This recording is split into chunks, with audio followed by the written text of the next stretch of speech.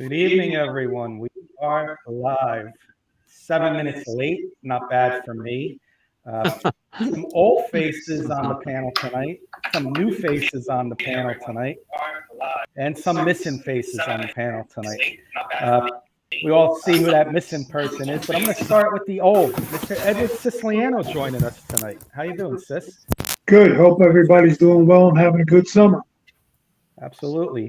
One of our new faces, Mr. Ryan Conway, was with us a couple weeks ago, did a Mets show with Paul Rosen, and he's going to be one of our interns now. And welcome to the team, Ryan, and looking forward to spending the next few months with you. How you doing? Thank you. Let's go to some of the original faces here, the normal faces. We'll start with Paul Rosen. How are you doing, Paul? I don't know how normal my face is, but thank you, Kenny. Good to be here. Good to be back seeing Sis and welcoming Ryan again. Looking forward to a great night, and let's go. And another original, Mr. Carson Shear. How are you doing, Carson? What's up, guys? How we doing? Ryan, welcome to the show. Glad to have you. Sis, always love seeing you as well. And yeah, ready to rock and roll. Let's get it on. And last but not least on this panel, one of our newer faces, but not brand new, Mr. Ryan Scoops Woodhams. We're going to call him Scoops tonight because we got two Ryans, so we don't confuse ourselves and confuse the audience when we say Ryan. So, Scoops, how are we doing? Good to see y'all. Again, welcome, Ryan, Sis. Good to see you again. And Paul, you stole the joke that I was going to make. Well, great minds think alike. Yep, exactly, Jinx. Absolutely. So, we're a little behind, so let's get the ball rolling. We're going to start off with a little Major League Baseball. We got Ryan from Major League Baseball, and then our good friend Keith Brugman to the show, of our show. He's going to join us for a little football from the Denver Bronco Roundup for our second half. But Jody's coming right out. Speaking of the Denver Bronco Roundup, Jody Moncrief. Paul, put those guns away. Hey, sun's out, guns out. There you go. But not bad for 68, Yes, right? That's it.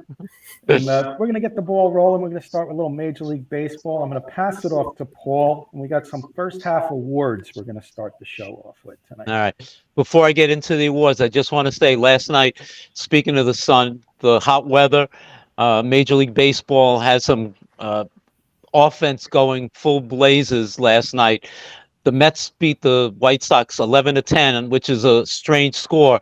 But not only the Mets and the White Sox played to an 11-10 game, there were two other games that ended 11-10, which is crazy. The Giants beat the Reds 11-10, and Kansas City beat, unfortunately, Carson, your Tigers 11-10.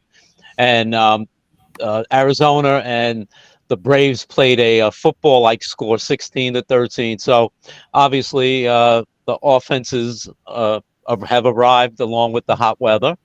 Anyway, let's get right into Major League first half awards. So we're going to do each league. We'll do National League. We'll do Cy Young. And then we're going to do sort of a sayonara, which is the anti Cy Young award. We'll do Rookie of the Year. I love it. Then we're going to do an MVP. And we're going to do, as I call it, the anti-dentite MVP, a player you would not stop at, Scoops.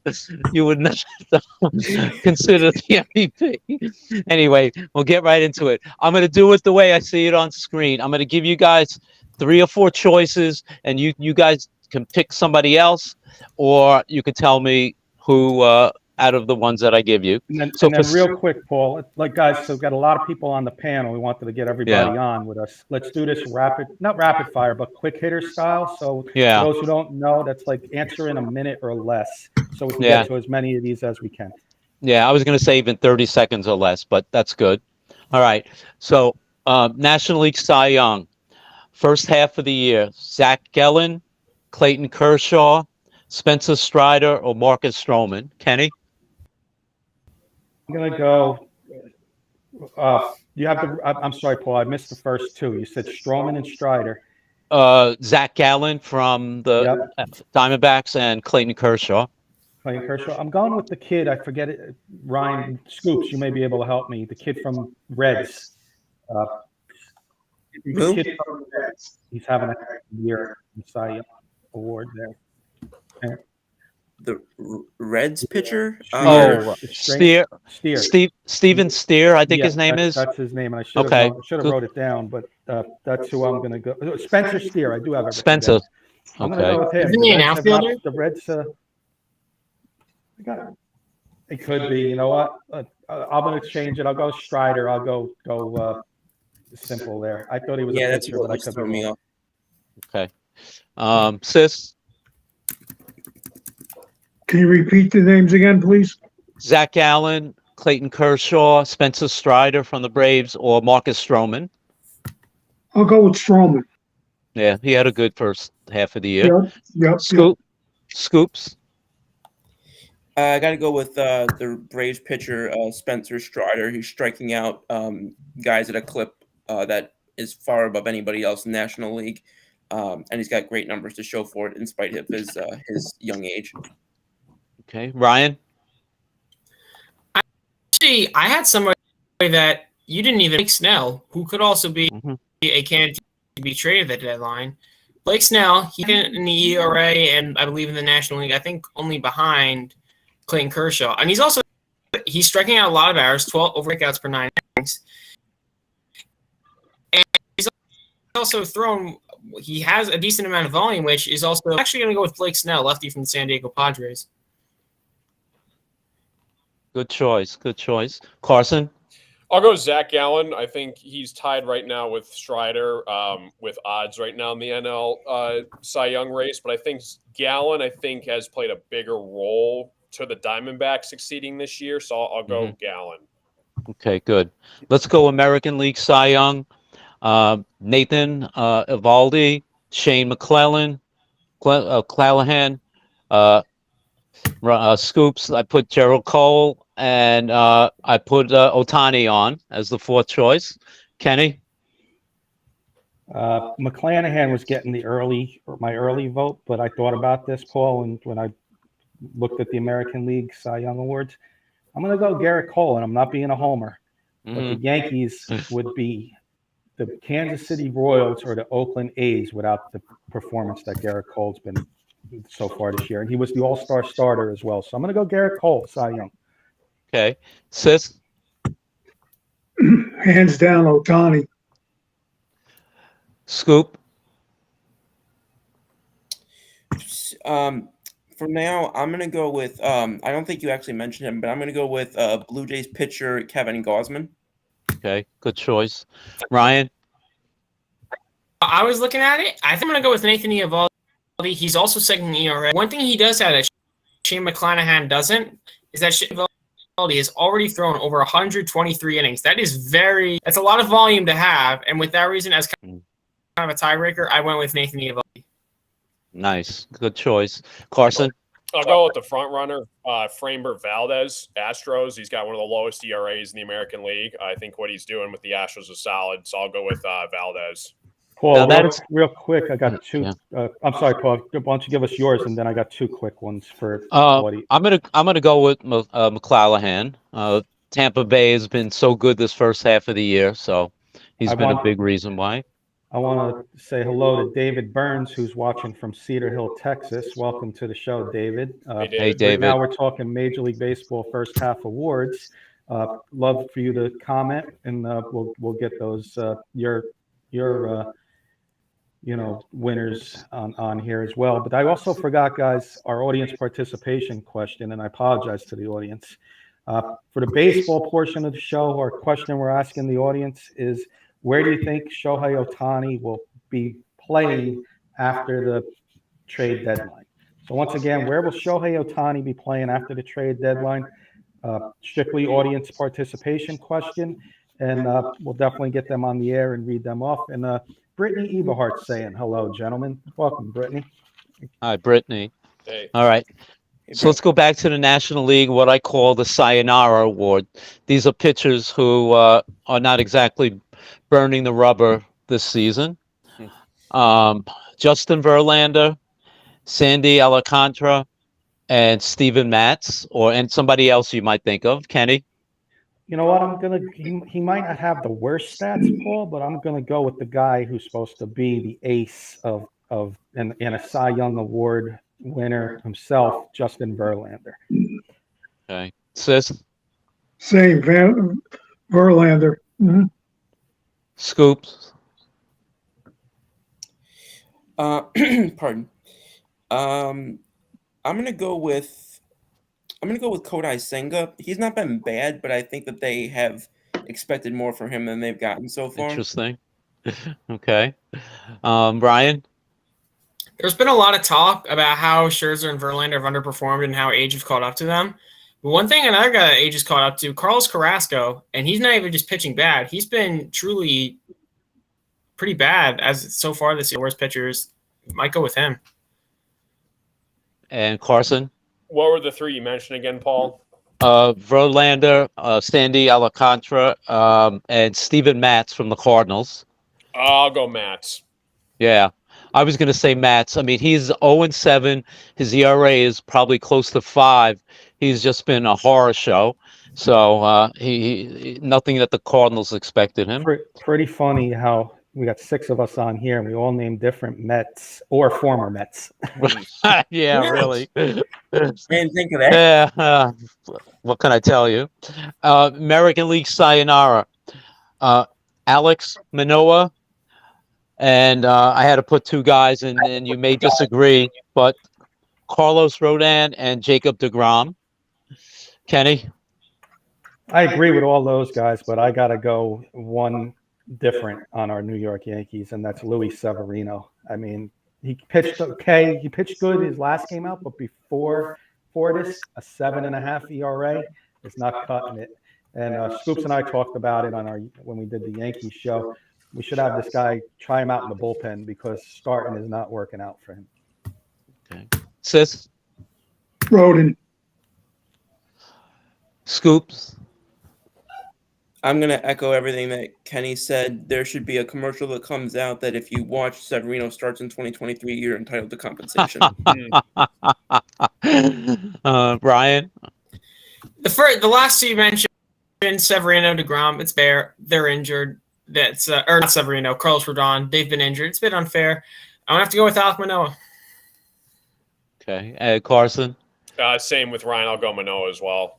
Yeah, I will too. He's been horrible this whole year, and they sent him down for a while. All right, let's go National League Rookie of the Year. I have 3 on the list. Corbin Carroll, my guy Francisco Alvarez, and I sort of have a tag team of Cincinnati Reds, Ellie De La Cruz and Matt McClain. Kenny? Man, all worthy. You know, these teams got bright futures with these guys, but I enjoy watching Corbin Carroll. So I'm going to say Corbin Carroll. I love his game, hustles. He's got that, 300 hitter mentality and 300, and hit 20, 25 home runs. That's the guy I want, and I'm going to call him my Rookie of the Year. Okay, good. Sis? Excuse me. Yeah, I agree with Kenny. Corbin Carroll, he's tough. Scoops? Absolutely. 18 home runs, 28 stolen bases. He's a 5-tool player already. It's Corbin Carroll. Okay. Ryan? I think the big question is Wait. Corbin Carroll will win National League Rookie of the Year. Carroll could win NL MVP. Yeah, I was going to say that in a short couple of minutes, but yeah, you're right. He could pull a Freddie Lynn. So, Carson? Yeah, it's funny Ryan mentioned that. I'm looking at FanDuel right now. Corbin Carroll is 42-1 for NL MVP. But I think for Rookie of the Year wise, I love Ellie De La Cruz. If he would have played to start the year instead of kind of came on late, he might have had a better chance to compete. But I think Carroll's just been dominant. So I'll go Carroll with you guys. And Paul, here comes the peanut gallery, Mr. Kurt Valenti himself. Saturday night, Joey Clams and I are going to do a live show to grade the Yankees. Cashman has to go. Didn't we just do that? Yeah, must see podcast. All right, let's go over to the American League Rookie of the Year. I threw him on. You may disagree. You can have any comment you want, but I put on Anthony Volpe, Josh Jung from the Rangers, Matataka Yoshida from the Red Sox, and Gunnar Henderson from the Orioles. Kenny? Yeah, Volpe, I think he's going to be okay with the Yankees, but he's not my rookie of the year. The other three guys, all worthy of it. I will not pick a Red Sox. I'm just anti-Red Sox. So, but he's having one heck of a year, batting 320, 309, I think it was rather. But I'm going to go down here at Baltimore, Mr. Gunnar Henderson. I mean, I don't think the Orioles would be where they are without Henderson, Rutschman, and Mullins and Santander. So he's been a big part of that success there in the middle of the infield. So I'm going to go Gunnar Henderson over down here in Maryland. Okay. Sis? Manataka. Okay. Scoops? I'm going to go Josh Young. I wanted to go Luke Fraley, but to me, just the volume from Josh Young, he does it on both sides of the ball. I know it's third base, and people are going to say defense doesn't matter at third base. Stop. That's defense matters at any position, in my opinion, other than first base. I got to go with the two-way player in Josh Young. Good. Ryan? I'm also going to go with Josh Young. He's one of the reasons the Texas Rangers have been able to break out this year. Agree. And Carson? Same. I'll go Josh Young. So am I. I'm going with him. All right. The MVP might be a little one-sided on both leagues, but we'll look at it either way. The three candidates I have, and as Ryan just said, I could have had Corbin Carroll on the list also, but I put Ronald Acuna. I put Sean Murphy, who I think is having an unbelievable year for the Braves, and I put Luis Arai, who, I mean, anybody that's going to hit close to 400 in the first half of the year, he's got to be on that list. Kenny? My MVP would be Louis Arise, but I don't think he's going to get it. But that would be mine, like you just said, Paul. Marlins, I don't think would be anywhere near where they are without this guy batting close to 400. So I'm going to go Louis Arise as an MVP, and just strictly as that, you know, how it states most valuable to his team. Louis Arise. Good choice. Sis? Yeah, I got to agree with Kenny. That's the choice. Scoops? I got to go with Ronald Acuna Jr. I mean, the guy's got 23 homers, 44 stolen bases at the halfway mark. I care less about the ants on the bottom of my shoe than I do about batting average, but he's hitting 334. It's just he's giving you everything that you could want as an offensive player. Ryan? Not to go with Ronald Acuna Jr., he's kind of firing off on all cylinders at this moment, and a big reason this Braves team has really taken off. Yeah. And Carson? Yeah, I'll go with Acuna, but just for the hell of it, I'm looking at the odds right now. Luis Arai is 180 to 1. I think that's worth $1. So yeah. $1. Really? Yeah. Put some pizza money on that. Yeah. All right. Yeah. Before we go to the American League, let's do the National League, what I call the anti-dentite MVP. So I have three guys on the list. And as bad as the Mets have played, two of them are on the Mets. Starling Marte, Jeff McNeil, and my third choice is Wilson Contreras from the Cardinals. Kenny?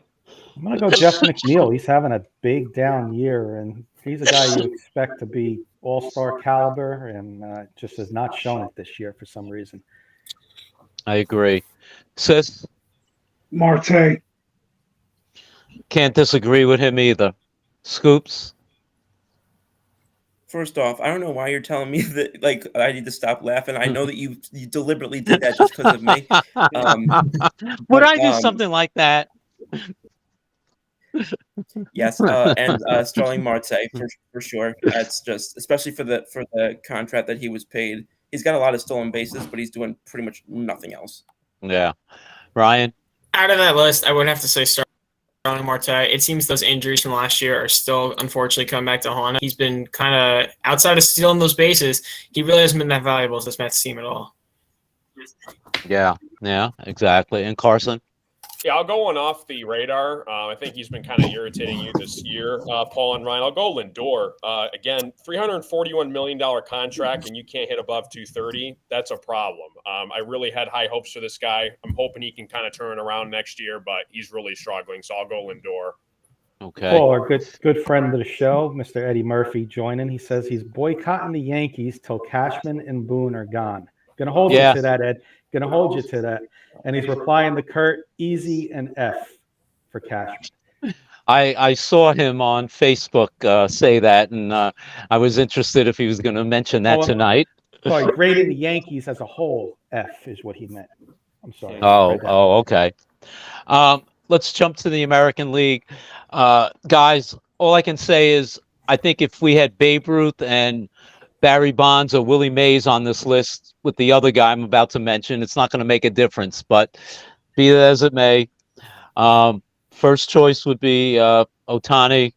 Second, I have Corey Seager. Third, I have Wander Franco on the list. So, Kenny. You're going to laugh at me. I'm doing it this way, and Carson's going to like this. I'm going to do it as Ohtani is going to get traded to the National League. I'm going to pick Corey Seager, and I'll probably play a couple other guys if I was on a wager in sight. Play a couple other guys, like Carson said, $1, $2.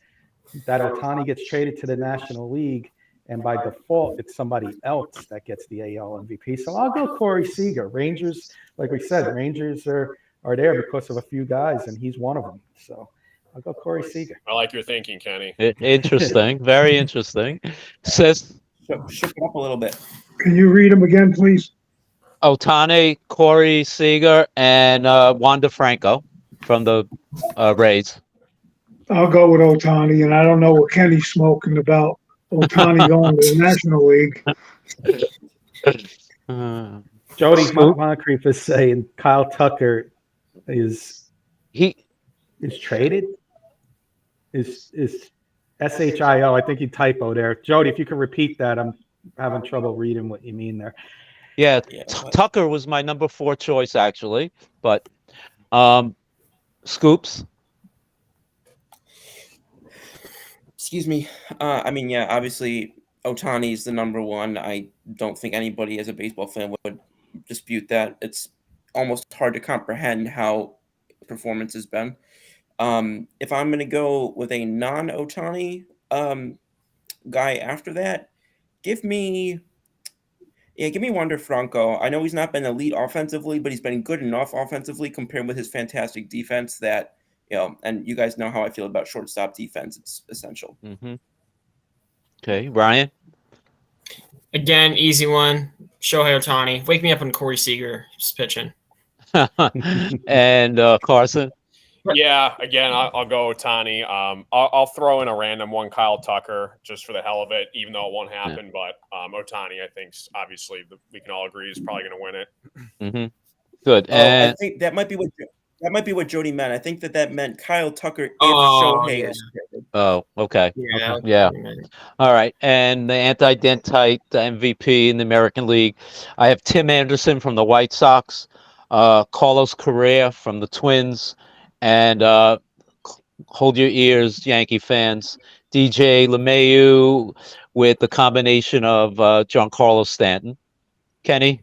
It's easy for me. It's the combination. But I was going to say DJ LeMahieu before anything. This guy is when Judge goes down, you look at your Yankee team and you say DJ needs to be the leader, and he's been the opposite. He's batting barely over 200, and this is the guy who was a batting champ 2 years ago. So something not right there. I hope he fixes it. It might be. Hope it's not mentally, but we'll see what happens. Hopefully, he can turn this season around somewhat. But almost reminds me, not to interject, but almost reminds me of the way Jeff McNeil has played this year, especially coming off a batting title. I don't know if it's the shifts or what have you, but I don't even want to get into that. Anyway, Sis? Same as Kenny. Scoops? Yeah, I could see going with that, but just to differentiate a little bit, because I feel like we've been repeating each other a lot, I got to go with Enrique Hernandez from Boston. He's on a $10 million contract this year. He's got an OPS under 600, and he's got a batting average of 218. And his defense has not bailed him out at all. His defense is significantly below even league average for his positions. I don't care how many positions you can play. You can be Bugs Bunny, and if you can't do either offense or defense with any sort of legitimacy, then $10 million is a horrible overpayment for you. Ryan? The Yankees are going to swallow up a lot of the headlines because it's New York. But Tim Anderson has not hit a home run in over a year. We just passed the 1 year anniversary. His power's been completely sapped. That's got to be Tim Anderson for your choice. Yeah, and Carson. I got to watch him every day, and it's absolutely horrific. Javi Baez, $140 million contract. That's actually a good one. I forgot all about him. Yeah. I mean, he. Oh my gosh, some of the swings that he takes at pitches just makes me never want to watch baseball again. So Javi Baez by a mile. You go first. The best move the Mets ever made was not re-signing that guy after they traded for him. Believe me. Man. Carson, didn't someone on the show last year say that was the worst move of the offseason? Yeah. Crazy. Guys, Jody's throwing another good one out there. Jose Abreu. Yeah, that's true. Yeah. He's come on a little bit. Yeah. He's been getting hot. Yeah. I forgot he existed. I'll be honest with you. Yeah. All right, guys. Thanks so much. Well, thanks. Again, audience question for Jody, Kurt, Eddie, anybody else out there who wants to answer. Where will Shohei Ohtani be traded to at the deadline? That being said, I'm going to do a couple because we're behind, guys. I'm going to do only a couple guys that may get traded by the deadline. So I'll skip some, but we'll do some of the stars. And I'll go Paul first.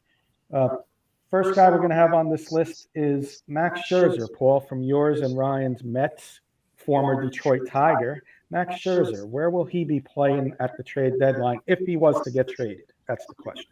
First of all, nice graphics, Kenny. Thank you.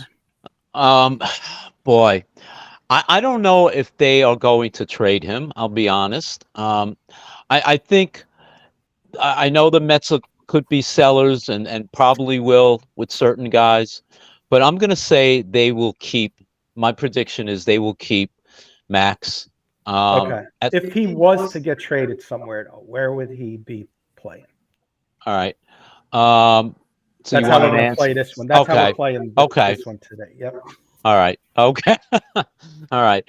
If he was to get traded, I'm going to say that he's going to go to. I'm going to say he's going to go to the Diamondbacks. Nice choice. I'll go to the other Mets fan. Where he started. I know. Yeah. I'm going to go to Ryan next, the other Met fan. Again, I'd be shocked if Max Scherzer is in fact traded. But for nostalgia's sake, I'll say what Paul said. I think maybe he'll be a Diamondback. Let's go to Carson. Boy, yeah, I could see one of the big boys grabbing Scherzer. I think I agree with Paul. I think he's going to stay a Met, but if I had to pick, I think the Dodgers, they throw a bag at Scherzer and somehow find a way to get him, try to win another World Series. I go Dodgers. Sis, where do you think Scherzer, if he was to get traded? I think Carson nailed it, and I'll go along with him to the Dodgers. They'll just beef up their pitching staff. Yep. Absolutely. Scoops, you got a team? I'm going to get a little creative here. In order to move him, Steve Cohen eats some of the money to get better prospects for moving him, sends him to the Baltimore Orioles who can afford to pay in the prospects. Absolutely. Jody's saying Astros need a starting pitcher. They're known to make the moves. And you know what, Ryan? You stole my thunder. I didn't think anybody was going to pick the Orioles. I got a close friend that I work with, a diehard Oriole fan. He claims that their minor leagues is still loaded after bringing up Gunnar Henderson, Adley Rutschman. Their minor leagues are loaded. He's expecting a trade for the Orioles trade to try and make a run at this World Series. And what they need most is a veteran pitcher. And I put him right on top of the list. I do think he's going to get traded, and it may be to the Baltimore Orioles. Because they got a really good minor league system that the Mets can rebuild their minor leagues with. I'll go to the next guy on my list here. And I'll start this one with Carson. Shane Bieber in your division there, Carson. Wow. Yeah. Oh boy, I could see him go to a team like the Rays, where they would just solidify their pitching even more than it is.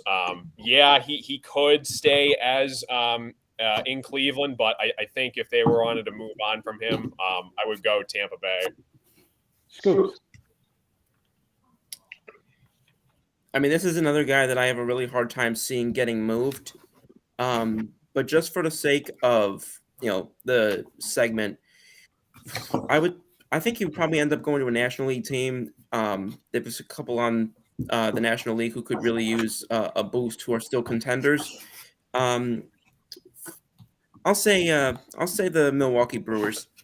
And I just want to, Keith, I see you backstage. We're going to be finished with baseball in around 10, 15 minutes. We're running a little late. I apologize. It's giving the thumbs up backstage there. Ryan, let's get your thoughts on Shane Bieber. Again, I don't think he'll be traded, but he has another year of control. I could see, even though I believe the San Diego Padres will be sellers for him during this deadline, I think they could take the chance and buy low, because isn't he injured as well right now? I think he just hit the IL. Did he hit the IL? I wasn't aware of that. Maybe. But that may intrigue some teams to stay away, or that may. Well, maybe that's where the Padres decide, you know what, buy low. Well, maybe we'll have him for next year. But because the Cleveland Guardians are in contention in the AL Central, I think maybe he'll probably stay. Yeah. Paul. I think this could be the guy that the Astros could go after. A guy that, if he comes back from the injured list, a guy like this, the last month and a half of the year, could really solidify their staff, because they all want what they want him for is for the postseason anyway. So I could see him going to a team like the Astros. And Sis. Just for the segment again, I don't think he's going to get moved, but I'll go along. Excuse me, with Paul. And I think he'll go to the Astros. This is the team I think the Dodgers made. This is the guy the Dodgers I could see going after. They got, if they strike out with some of the other big names, they go after him, and the Guardians would be wanting some prospects in return, which the Dodgers have. So I would say the Dodgers.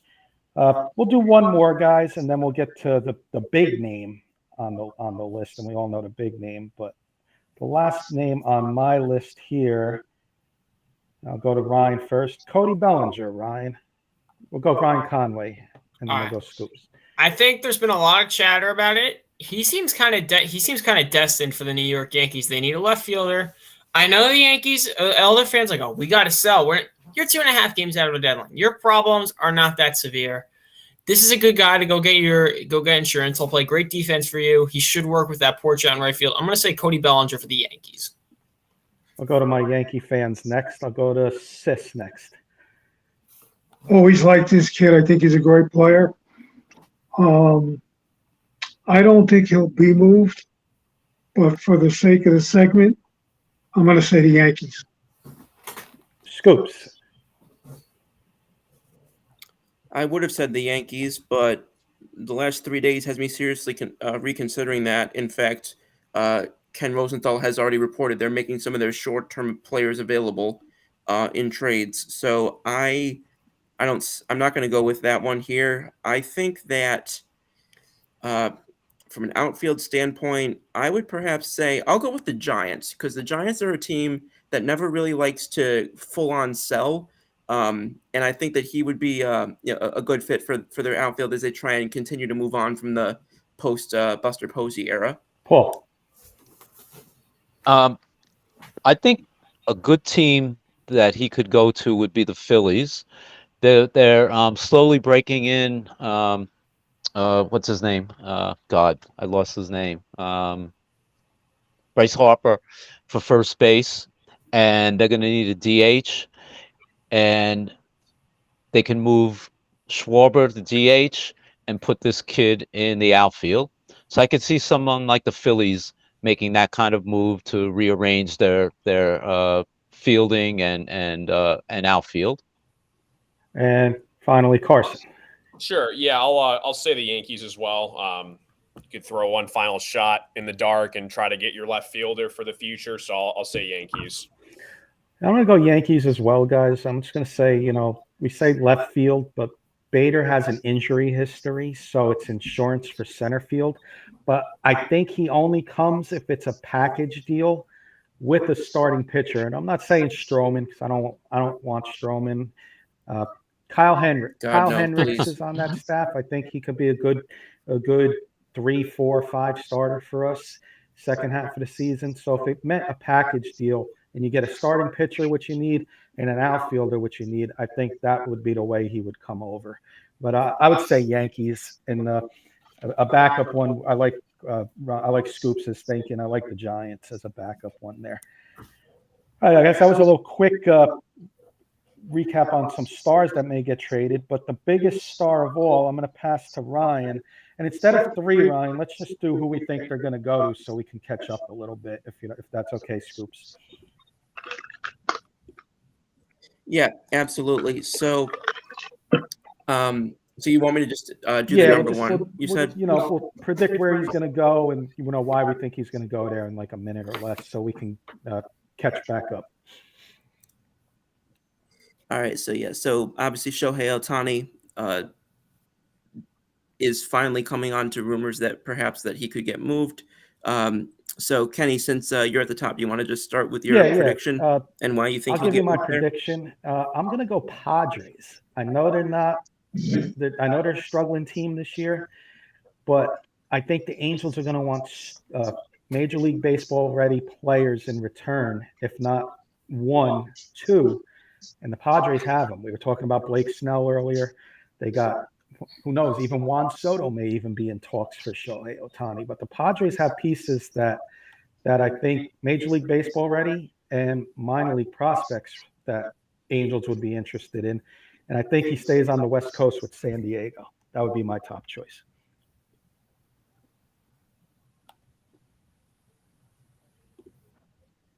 Okay, sounds good. And it looks like Elvis has left the building for a second, so I'll move on to Carson. Yeah. Again, I do predict that he's going to.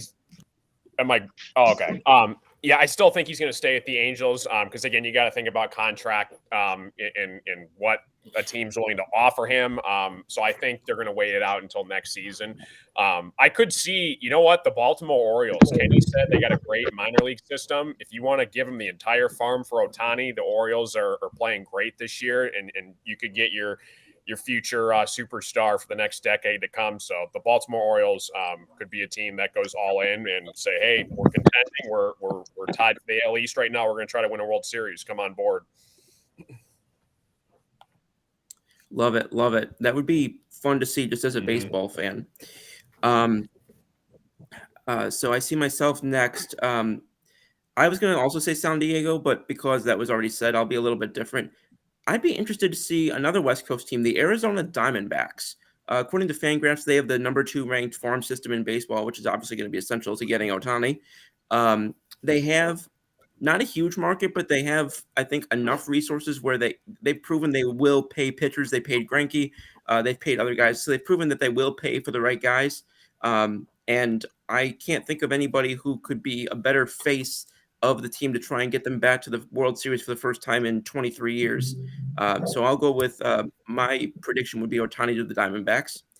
And the other Ryan, how you doing, bud? What's your take on where Ohtani might end? Personally, I still think Shohei Ohtani will sorry about that. I think he'll remain an Angel. Simply because, as Ken Rosenthal stated in one of his articles, Artie Moreno is a historically stubborn and hands-on owner. He does not want to be the owner that trades Shohei Ohtani. So I think he'll stay an Angel. But if he does, the San Francisco Giants have been quietly playing really good baseball for the last 3 months. They were in Ohtani in 2017, and they also tried to get their big superstar. Obviously, we had Arson Judge over the offseason and Carlos Correa for about a week. They may want that superstar again. Maybe it's Shohei Ohtani if the Angels do decide we're willing to trade him. Yeah, Carlos Correa at 2:41 in the morning. I remember waking up to that. That was fun. And then one of the most iconic off-air moments of this entire show. Thanks, Scoops. And Paul, Yeah. last but certainly not Yeah. least, my friend. I agree with some of you guys. I think he will remain on the West Coast.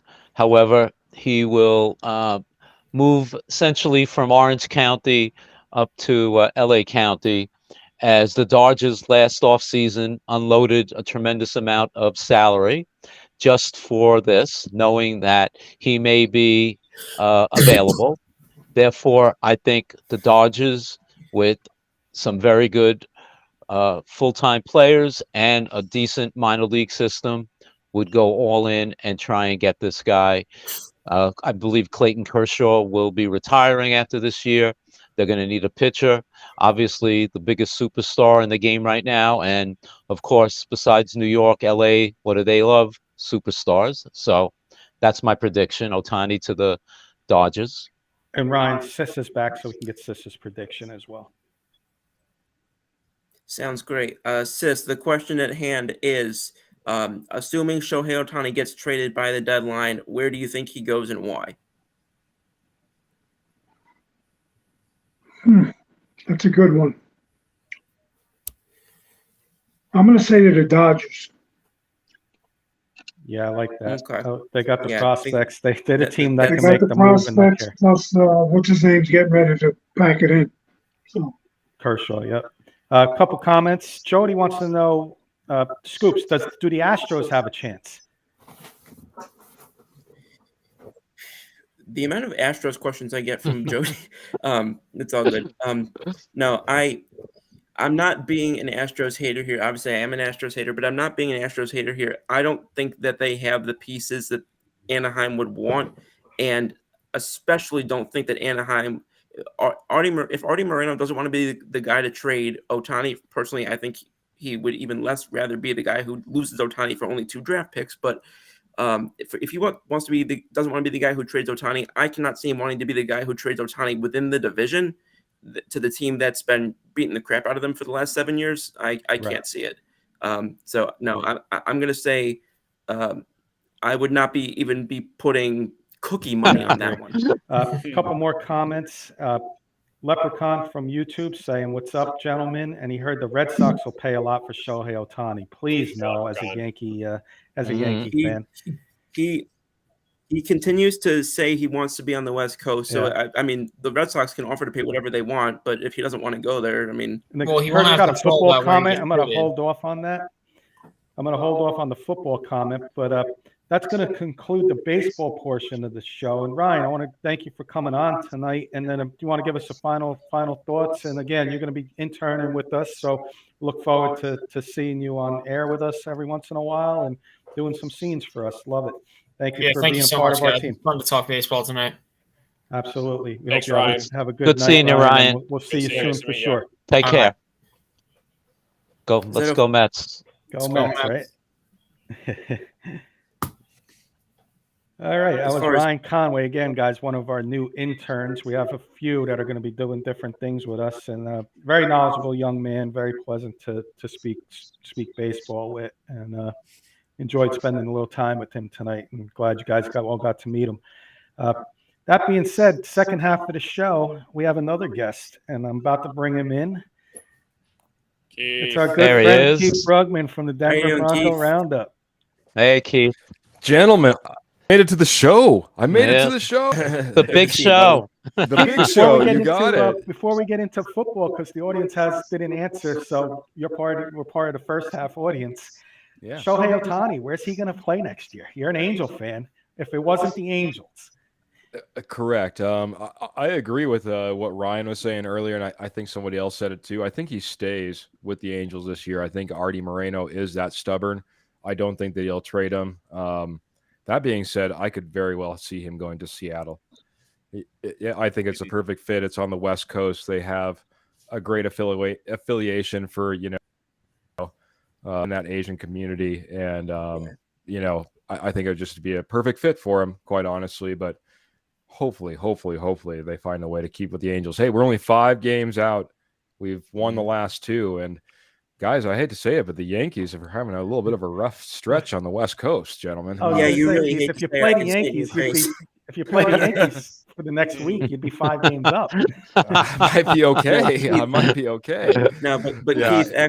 Keith, that's the team that I've been predicting that he's going to go to in free agency. I just can't see an interdivision trade where one AOS team sends him to another one. But that's Correct. the team that I've been eyeing for him in free agency this offseason. Yep. Good call, buddy. Good call. Absolutely. I just think it makes sense. So hopefully, though, I mean, come on. Angels fans, we don't get a whole lot, man. Let us keep Ohtani for a little while. I mean, kind of reminds me, but way back in the day, I was a big Nolan Ryan fan. And to think that at one point, though I never got to see him play as an Angel, we had Nolan Ryan pitching for us. Oh, my goodness. Wait, Keith. How do we let that get away? Keith, I'll do one better.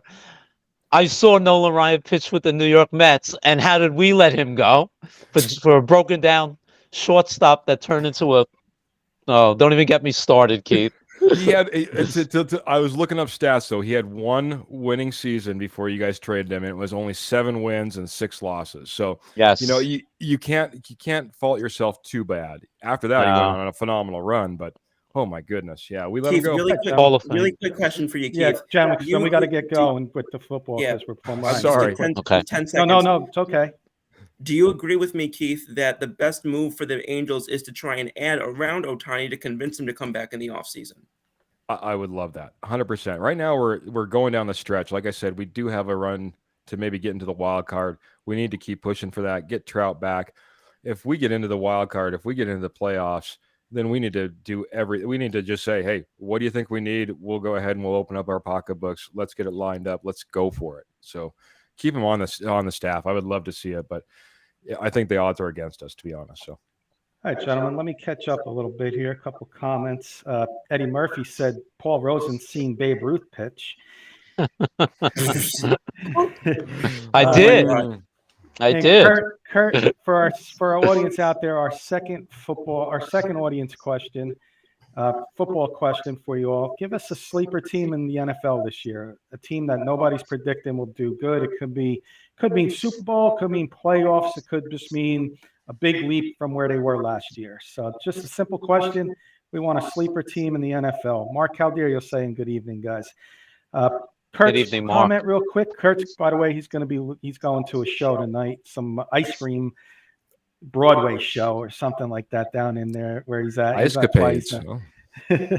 Sleeper team this year, Keith, he's saying the Broncos upgraded their O-line, top 3 head coach in the NFL, Super Bowl and Hall of Famer quarterback in Russell Wilson, top defense in the league, gonna run the ball straight down KC's throat. Let's go.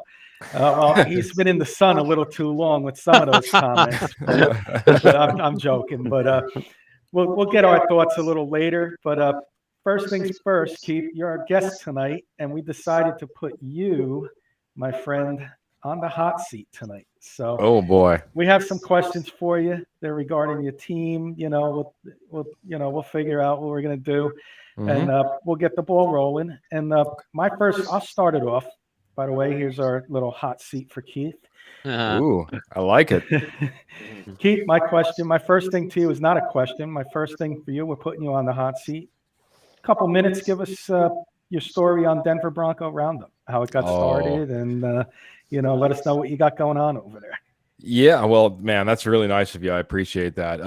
First of all, if I get a couple minutes, I got to say thank you, every single one of you guys, for letting me come on the show. I told the store, hey, you're closing down early without me. I told the wife, put dinner on hold. I'm going on the K&K show. I really appreciate the opportunity, guys. We appreciate you guys over there as well. Have you, man. Denver Bronco Roundup really got formed out of my relationship with Rocky Mountain Sports Network. We had a great show, 4th and 99 over there. Ran it for about a year, and unfortunately things weren't going the right direction. Another gentleman kind of took off and did his own venture. Some of you guys might know him, David Slade, and he really put all his efforts into Willow Seasonings and Blends, and they're our sponsor, and they're doing fantastic now. That being said, I loved what I was doing, so I figured I'd form my own, and thus became the Denver Bronco Roundup. Got the judge to join me, Jody Moncrief, and shortly after the Dutchie, Albert Knoppers, and every Tuesday, 7 o'clock. If you look up Rocky Mountain Sports Network, if you look up the Denver Bronco Roundup, you can catch us 7 p.m. Tuesday evenings. that's Mountain Standard Time. So you Eastern Standard Time guys, you have to add on a couple of hours there. So 9 o'clock your time. That being said, love to have anybody jump on, and we're on Facebook, YouTube, Twitter. Love to get you guys watching on YouTube, because I'd love to grow that side as well. We're big on Facebook right now, but love to get some YouTube followers. But thank you very much. Absolutely. Kenny. I appreciate it, buddy. Speaking, as a non-Bronco fan, very interested in what you guys talk about every week, and you get me interested and involved in your Bronco talk, and I love you involving us all every week. And Absolutely. Nice little friendship family we've grown over the past year since you've been with the Denver Bronco Roundup. I'll pass it off. We're going to just throw some quick hitter rapid fire questions at you, the hot seat regarding your sports teams, maybe a little fun question in there as well. So I'll let Paul go first with his first question. All right. First of all, I despise Keith. No, just kidding. Wow. No, just kidding. That's Keith Hernandez, by the way. Oh. But this Keith. Keith, I asked this of our good friend Kurt. If Russell Wilson does not have what we would consider a Russell Wilson season, do you look for a new quarterback? To be completely honest, on March 13th, 2 days before the free agency opened, we said we want Jarrett Stidham. And we went out and we signed him. We signed him to a 2-year, $10 million contract. I don't think that's all just, circumstance. Let's put it that way. I think there's a lot of faith in Jarrett Stidham. I think we still do go out and get that quarterback, because I think we move on. I think it's a quick move. There's a lot of pieces here that can work, and we're not going to wait around if a quarterback's declining. Okay. By the way, a couple of the audience answers. Jody saying the Broncos as a sleeper. Eddie Murphy saying the Washington. Kenny, we can barely hear you, buddy. Yeah. We lost you, Kenny. I had myself on mute. I forgot. A couple audience answers from the football question. Jody's the Broncos. Kurt was the Broncos. Eddie Murphy, an interesting one, the Washington Commanders. I like that. Carson, your first question for Keith. Sure. Yeah, Keith, good to see you as always. I kind of got a fun one for you, Keith. Two all-time great Broncos, football aside, John Elway and Peyton Manning in a boxing ring. Who's winning? It's got to be John Elway. He turned into a bull, especially later in his years. Yeah. So, I'll take John Elway. With that arm, that cannon,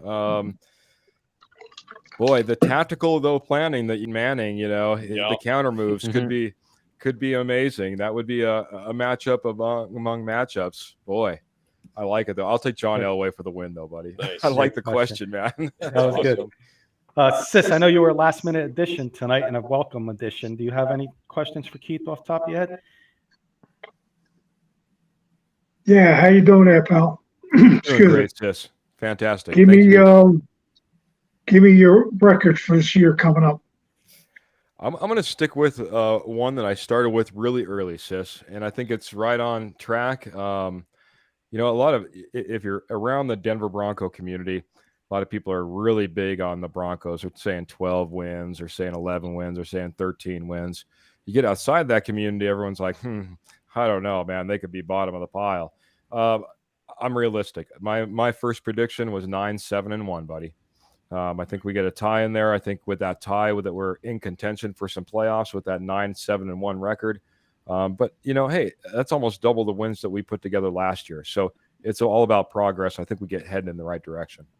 Yeah, they have one of the best defenses in the AFC there.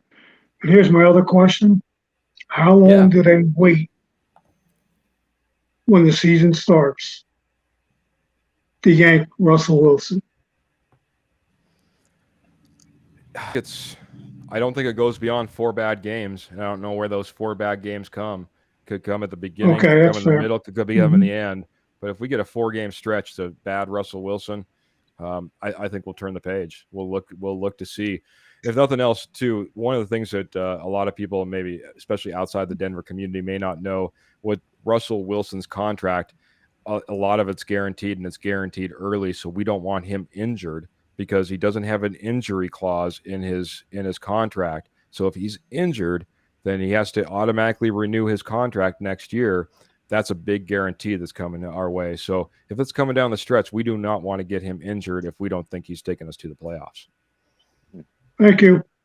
Yeah, Mr. absolutely. Scoops, you got one for Mr. Keith Brugman. Yeah, I've got a bit of a. It's another off the field question though, and it just transpired today. Shannon Sharp is being heavily reported as the new co-host with Stephen A. Smith on First Take. Do you like that matchup? Or not matchup? Hello. Do you like that duo? That duo. I do, I guess. I think Shannon Sharp is probably one of the only people, maybe in comparison to what we've seen in the past, that can maybe keep a Stephen A. Smith in check. I think that it'll be a great pairing. If nothing else, he'll sit back and give him that look, flex his muscles a little bit.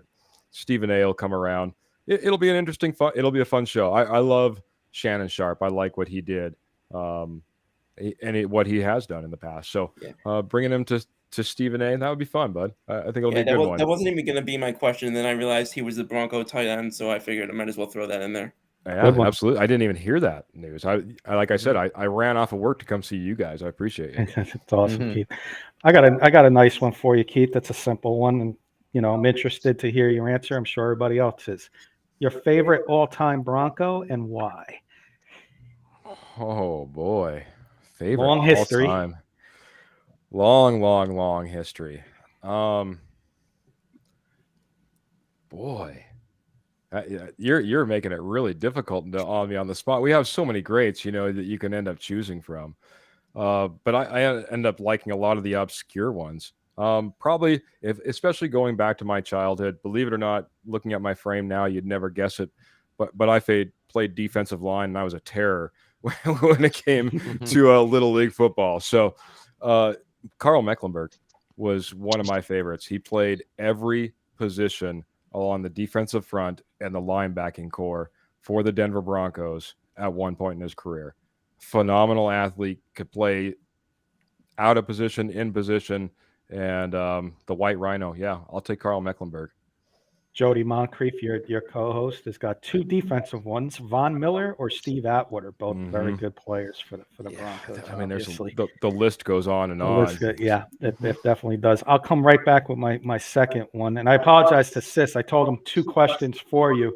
He didn't know that we go rotation, so he asked you consecutive ones. So I apologize to Sis for that. So we got one more for you. It was going to be a little fun one. So yes or no? You're out there in Montana, I believe, Keith? That's correct. Rocky Mountain oysters, yes or no? No. Okay, I'm glad you said that, because now I got some quick ones for you. If you were offered 50-yard line seats for a playoff game, yes or no? Oh, I can put just about anything down this gullet. so that'll be a yes. Okay, then the other one would be if you can get an autographed team football for Rocky Mountain Oysters, would it be a yes or no?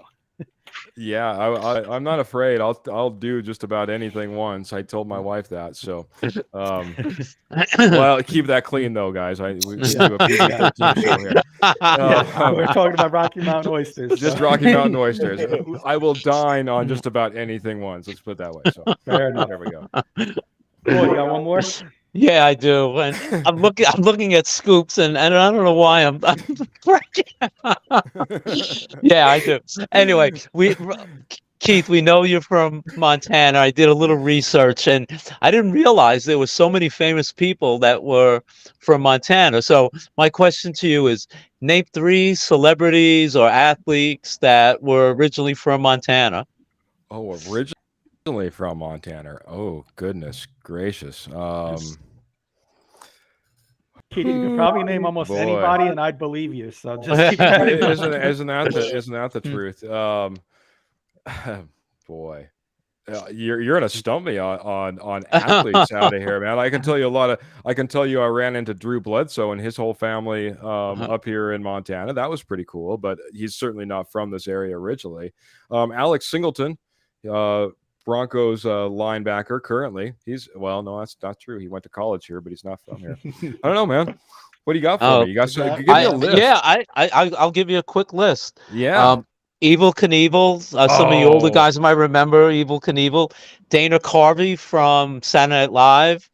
Um, John Gary Lithgow. Cooper, oh, really? I didn't even know him. Gary Cooper, the old actor who actually, Mhm. as a tie into baseball, played Lou Gehrig in Pride of the Yankees, if you've ever watched that movie.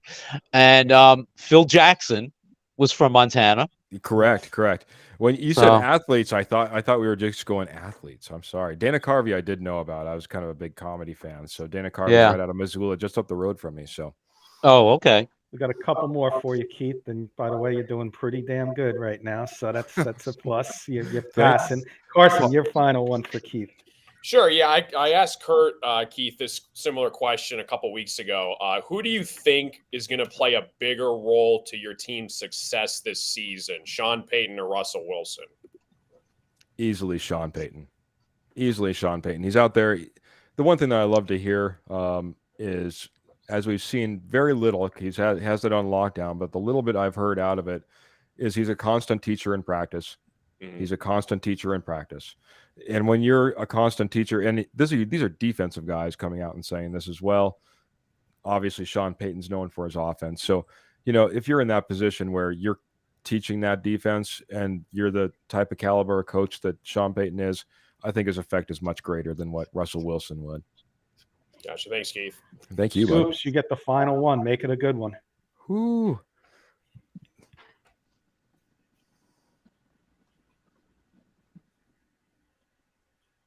Scoops, you there?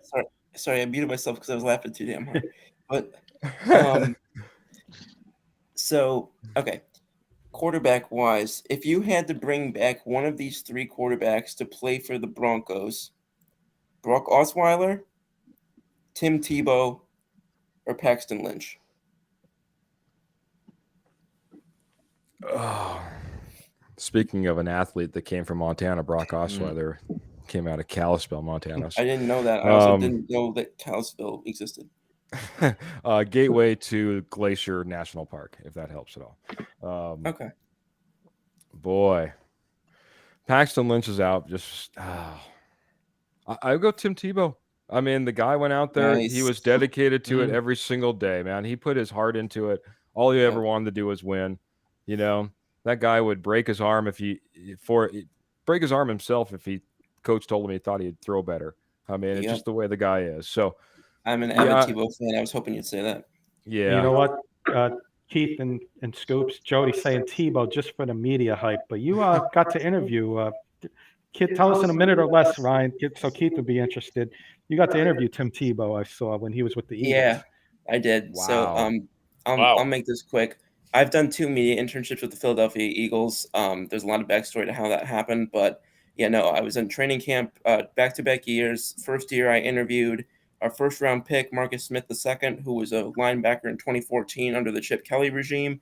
Second year was 2015, and that's when I interviewed Sam Bradford and Tim Tebow. And Tim Tebow has been long time one of my favorite players. I considered him much more than just a great football player from college, and looked up to him a lot. So getting to meet him was truly one of the great moments of my life. That's cool, Ryan. I didn't know that. That's awesome. Yeah, that's very cool, man. I'd love to talk another time, maybe off the air about that. That's direct awesome, message me anytime, buddy. I appreciate it, man. Awesome. Thanks, Keith, for joining us on the hot seat. I appreciate you being our guest tonight. We're going to give you a passing grade. I'm giving everybody nice A grades. Nobody's failed yet. You've answered all the questions, so you passed. I don't think. Wow, even with Paulie putting me on the hot seat, man, I appreciate it, man. Well, if you said California, and you didn't know anybody from California, but Montana, I'm joking, of course. it's a little bit rougher up here. I'll be honest. You could have named Albert. You could have named Jody. You could have named a few people, but we wouldn't have known the difference. But we got about 20 minutes left in the show, so I'm going to pass it off to Paul. We got some NFL quick hitter style topic / questions for everyone, and I'm going to pass it off to Paul to get it started. Thanks, Kenny. So obviously with training camps opening up, there's some NFL storylines that are starting and we're thinking about as we're all NFL fans. So I'm going to go around the horn, quick hitters, maybe yes and no answers depending on the question. So my first question will be, how will Aaron Rodgers play for the Jets this year? and there he is. Let me see. I'll go Keith, Carson, Scoop, and Sis, and then Kenny. Keith? Oh boy. Honestly, I'm not as hot as what I think most New York media is. Here's a quarterback that is starting to age. He's sat out the last couple of training camps. Last year didn't look all that great. Did come on a little bit at the end, but now he's going into a whole new team. So I'm going to say they're a middle of the road team. They're used to be an 8-8 team. I don't know, a 9-8 team, an 8-9 team. Okay. Carson? It kills me to say this being a Lions fan going up against him every year, but I think the Jets are legit. With him, they were a quarterback away from contending. They have an all-pro defense. They just drafted an amazing draft class last year. They got Garrett Wilson, Breece Hall coming back from injury, Sauce Gardner. I think they're Super Bowl contenders for sure. I think they're going to have a great year this year. Good. Scoops? Excuse me. I think that it's going to be a good, not a great year. I would say 10. I think they have 10-7 ability, maybe a little bit more than 9-8, just because the division I think is really, really good. Mm-hmm. Yeah, I'd say 9-10 wins, and I don't think that's a bad place to be. I think that you can sneak a wild card with that type of a record. Sis? Yeah, there's always high expectations on these guys. Excuse me. And I'll agree with Scoops just said. They go 10-7, maybe get to the playoffs. That'll be a good year for the Jets. And Kenny? Simple for me. They're in the NFC Super Bowl top 2, top 3.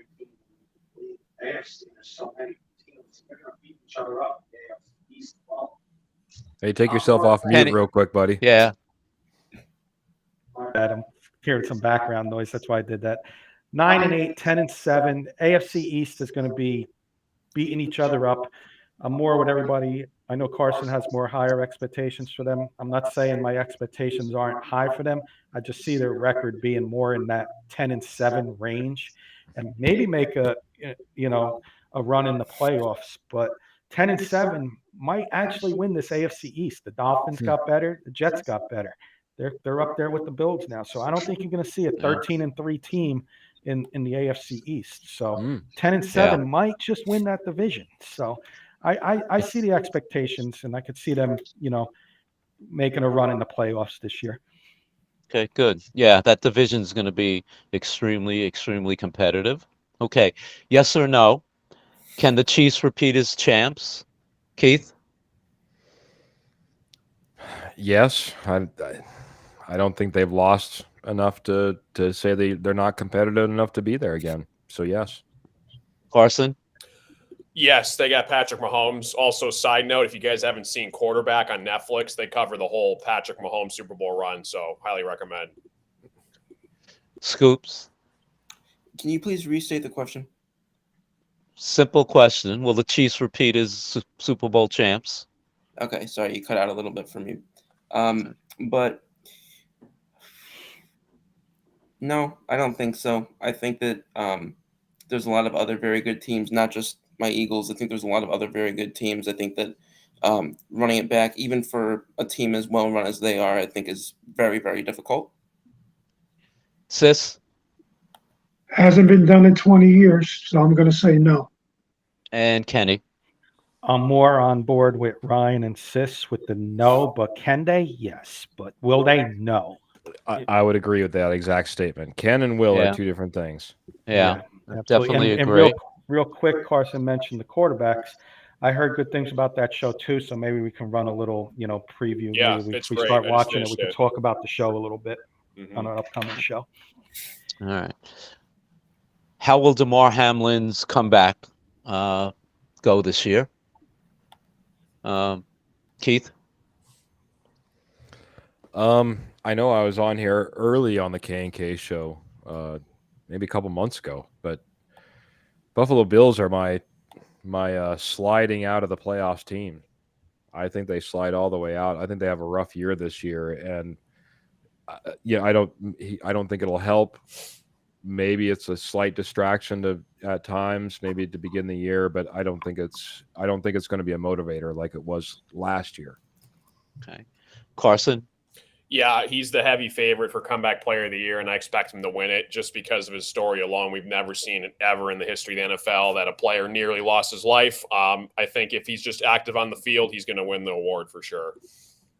And Scoops?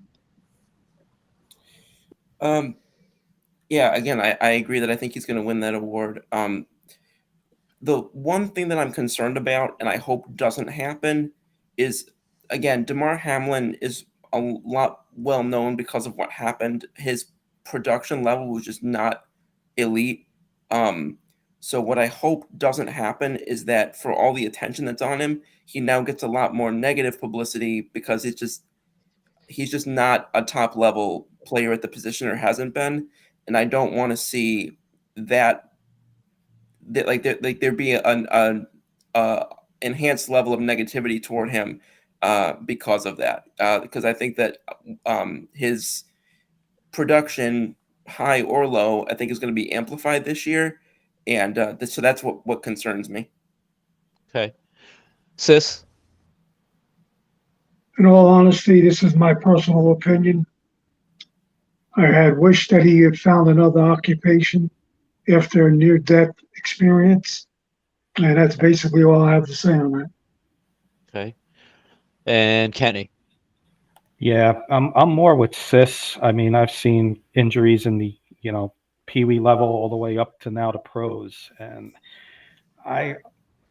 Sis saying he hoped another occupation. I wasn't going that far, but I definitely see Sis's point.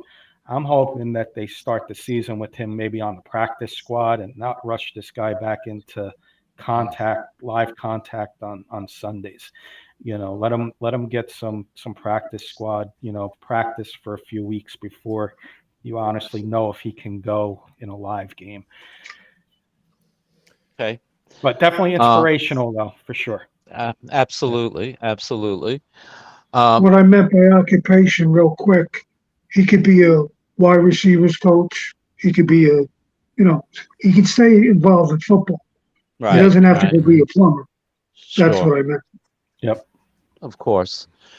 With the 49ers being one of, if not, pardon the expression, Ryan, Scoops, the best team in the NFC, who's going to be the starting quarterback for the 49ers this year? Brock Purdy, Trey Lance, or, unbelievably, Sam Darnold? Keith? And that's one of my teams that, if I can make a little side comment, I think it's so funny that that's what people are saying. This should be the one of the top teams. Who's their quarterback? I don't think I've ever heard those two statements being said back to back. I think they want Brock Purdy, but I think it's going to be a Sam Darnold to start off the year. Shockingly, right? Yep, absolutely. Carson? Yeah, I agree with Keith. I think they're going to go to the guy who doesn't have any injuries, and that would be Sam Darnold. I think if I had to pick, though, one of the two, you have to go with Trey Lance. I mean, they gave up so much draft capital for him. I know the story's great with Brock Purdy and all, but if he's ready to go, I think you have to play Lance. Scoops? I'm gonna have to say, I agree. You're in a weird position now where you're multiple years into Lance's contract and you really don't know what you have with him. You don't want to be where I think Green Bay is now, not knowing what they have in Jordan Love. Now, obviously, I'm not comparing who he's succeeding to Aaron Rodgers, but I think that you need to see what you have this year with Trey Lance. And other than that, I'm easily putting Brock Purdy in there. Sam Darnold should not see a meaningful moment on the NFL field. That's, of course, if he's 100% ready to go. Purdy. Yep. Yeah. Sis? Really don't have an opinion either way, to be honest with you. Okay. And Kenny? I think I would go Trey Lance. Carson nailed it. I mean, this guy was the number 3 pick a couple of years ago. you don't know what you got in him yet. You got Brock Purdy, Mr. Irrelevant, exceeded all expectations. Teams know what they got in him. You want to see what you got out of Trey Lance, because if he is that number 3 pick, then you got some trade bait. You got 2 starting quarterbacks in the NFL now on your team, and you got a lot of leverage now if you're the 49ers and you need somebody to upgrade your team. You got a quarterback you can look to trade away. Can I ask think one it's quick got to be question? Trey Lance. Yeah. Sure. Just kind of going back to that, with seeing Brock Purdy excel, and with seeing Jimmy Garoppolo excel, have you seen what you need from Trey Lance by elimination? Because the little bit of time that he's been out there, it hasn't looked like Jimmy Garoppolo, and it hasn't looked like Brock Purdy. That's a good point. Good question. I would personally give him another chance. Maybe he didn't have enough time before that injury. Mhm. That would be my answer. I don't know if anybody else has a different answer. No, I would agree with Paul, you, Kenny. Carson, I would agree with Scoops you, wanna- Kenny. I don't think he really had a sufficient amount of time to Mm. really show how he can play, especially being such a high draft pick. And I don't think he was able to really develop his talent surrounding around the rest of the 49ers, a mass amount of talent. A couple That's quick fair. comments from Eddie Murphy. Hey, sis, good to see you out of retirement now and again. And he's also saying, don't think you can go wrong with any quarterback with that coaching staff, meaning the 49ers. And Eddie's joking around saying Zach Wilson available for the Niners. I have two Got more. a couple more? Yeah. Which coaches will be on the hot seat or could be on the hot seat this year? I should rephrase the question. Keith? Well, you got to get, especially when looking at my division, Josh McDaniels has got to be right up there in the AFC West. Here's another year, another quarterback, another time coaching an NFL team. I think at some point, and boy, you can stay right in that division. Brandon Stokely, I think he barely missed that hot seat last year. So for me, especially where I sit in my division, I got 2 sitting right there. I'll leave the rest for everybody else, Okay. but I think both of those guys could be on the hot seat. Good answer. Carson? Yeah, I agree with Keith. I think Brandon Staley at the Chargers has a lot of pressure on him, especially blowing that lead in the playoffs first game. And that team is so talented. I cannot believe. The Chargers, in my opinion, are a dark horse candidate for the Super Bowl. They got so much talent on both sides of the ball. Brandon Staley has to at least get to, I think, AFC Championship, honestly. I think that Chargers team is so stacked, he's got to capitalize. So I would say Staley. Can I add also that Kellen Moore is now their offensive coordinator? Yeah. And he's Right, been rumored right. to be a head coaching candidate for years now. So. Yeah, exactly. I'm gonna go next. I'm gonna say a name that may shock you guys, but this division has a lot of, in my opinion, has a lot of coaches on the hot seat. But I'm gonna throw a name out there. I think Bill Belichick is gonna be on the hot seat this year. Wow. With the rest of that division, I think Robert Kraft is getting to the point where Buffalo is always there. The Jets have improved. That's not to say Robert Saleh is not going to be on the hot seat, but especially what they are. But I think Belichick and the Patriots really have to do something this year to get in, not only just get into the playoffs, but I think to at least win a round. Because they haven't done anything in the last 3-4 years since who left. So I'm just throwing it out there. Belichick maybe starting to feel the little warmth of the coals up in New England. Scoops? Warmth and New England are 2 words I don't usually hear together. But I'm going to go. So I actually, when you said the AFC East, I thought you were going to say this name. How are more people not talking about Sean McDermott? He has only won more than one playoff game, one season in his career. Every year we're talking about this team's an AFC favorite. This team's a Super Bowl contender. I'm not seeing what everybody else is seeing with with the Buffalo Bills the last couple of years. I think Josh Allen has screwed up in big situations more than anybody wants to admit. I think that defensive head coaches in this day and age are just not. They're at a disadvantage, as we've seen. I mean, Zach Taylor was on the hot seat, and then he became a Super Bowl appearance head coach. I think that I don't know if there's a team in football, honestly, this year that, in my opinion, has more to prove and more riding on this season alone than the Buffalo Bills. They went all in on Josh Allen. They went all in on building up around him, and they just extended Sean McDermott through, I think, 2027, which I think is a ballsy move to make when you've won one playoff game, or I'm sorry, won more than one playoff game once in a 7-year career. Yeah. Fair No, enough. good A point. couple more comments real quick before you continue. Eddie Murphy, Jody saying if Fields, this is back to the 49ers, if Fields gets praised for crap play, then Lance deserves a second shot. Eddie Murphy saying Cowgirls coach Mike McCarthy, and responding to Belichick, Kraft will let him go on his own terms since he's done so much for that organization. Sis? Andy Reid will be number one. No, I'm joking.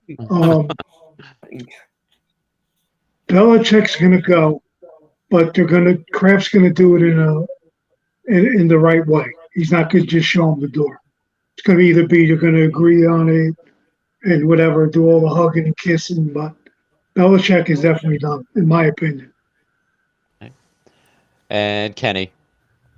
I'll go with somebody else in the AFC East. I got a bunch on this list, but I'm going to throw a New York one in there. Robert Salah. Yeah. Got Aaron Rodgers now. You better. They're all the praise that they're going to go somewhere. If they don't make the playoffs or if they collapse like they did last year, bye-bye. I'll bring in my next head coach, whoever Aaron Rodgers wants. Nathaniel Hackett. There you go. Good luck. We're thinking the same things, really, especially in New York.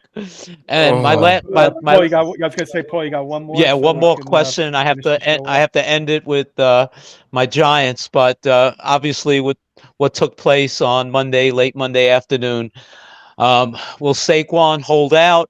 How long? And do you think if he does hold out, will it go into the season? Keith? I don't think so. I think he's a holdout through training camp. You get through that period in time where you're not getting paid, and you don't want to get injured. I think he comes in right before and gets ready to go out there and probably expects to be out there being RB1 week 1 for you guys. And honestly, guys, just a little side note, I certainly hope this changes. It's ridiculous to where the running back pay has become when you're below kickers, below punters. It's a sad state. They're worth more than what they're getting paid. Yeah, absolutely. Carson? Yeah, going to Keith's point, I'm going to name you guys the winning team's running back for the past, let's see what this is. I'm going to go past 6 seasons. Cam Akers, Leonard Fournette, Damian Williams, Sony Michel, and LeGarrette Blount back-to-back. So, again, Keith nailed it on the head. You don't pay running backs. They get beat up the most out of any position. Aside from quarterback in the NFL, their bodies just can't sustain the longevity. But Saquon's going to try to take advantage of it because he knows, he wants to get paid because as time goes on, he's not going to be the Saquon that we know. So I think he's probably going to sit out. I think he'll eventually cave in and maybe settle or look for other options. But I think he'll play in week 1. He'll be on the Giants week 1. Okay. Scoops? I don't think he plays for the Giants, and I'll say why. I don't know if you guys just saw this quote that just came out a little bit ago. My leverage is, this is from Saquon, my leverage is I could say bleep you to the Giants. I could say bleep you to my teammates. You want me to show you how valuable I am to the team? I won't show up. Anybody who knows me knows it's not something I want to do. Am I prepared to take it to this level? I don't know. So yeah, I saw that. To go public with that was a little... I don't love it. Again, I'm not a Giant fan, obviously, but as just a objective person, I don't love it. I think that there's perhaps a little more tactful ways to go about it, but that's what that's his prerogative. But I think that there's a legitimate chance that Saquon just doesn't play for New York. Okay. Let's go to the two Giant fans. Sis. Yeah, I saw the interview, and I'm going to agree with Scoop. From me watching that interview, I won't be shocked if he doesn't play for the Giants, to be honest with you. That's big. Yeah. Kenny. I didn't see the interview, so but hearing what Scoops and Sis are saying has me worried a little bit. But my original thoughts on it was he'd be back. He's going to play it, come back preseason, second week, third week, he'll agree to play, but right before the season starts. But we've seen a running back in the past, top 3 running back in the league before he held out, and Mr. Le'Veon Bell held out for a year. He came back never the same. I think Saquon's getting some bad advice from his agent. He never signed that contract last year. He declined his contract, and then boom, what happened? The running back market went down. So he's getting bad advice from somebody. I hope he doesn't take that advice going forward. And of course, I hope he's a Giant, but we'll see. I'm 50-50 on it now, just by last 5 minutes hearing Sis and Scoop. Just a quick question. Do you think it would be helpful if Josh Jacobs and Saquon Barkley banded together and both held out? That's a good question. I know some of the other running backs have sort of come out in a sort of a unionized type of situation, trying to use Saquon as the keynote, so to speak, to say, how could you not pay this guy? But it's almost like, they're also from the other side of the business part of this, almost saying that it's almost collusion, that the owners have banded together, not that they can prove it, that almost every owner has not paid a running back. I mean, Miles Sanders went almost half of what he could have been earning from the Eagles and other players. And as you said, Jacobs and I think Tony Pollard signed he signed his tag. So it becomes a very difficult situation for both parties. I mean, I'm as great a fan as I am of Saquon. I totally understand where the Giants are coming from. Joe Shane accepted a general manager position where the cap was outrageous. They were so far over it, and he probably made as a promise to the Giant management, look, we're never going to get in that situation again. So, unfortunately, it comes down to making very, very hard, difficult decisions, regardless of how good a player a guy like Saquon is.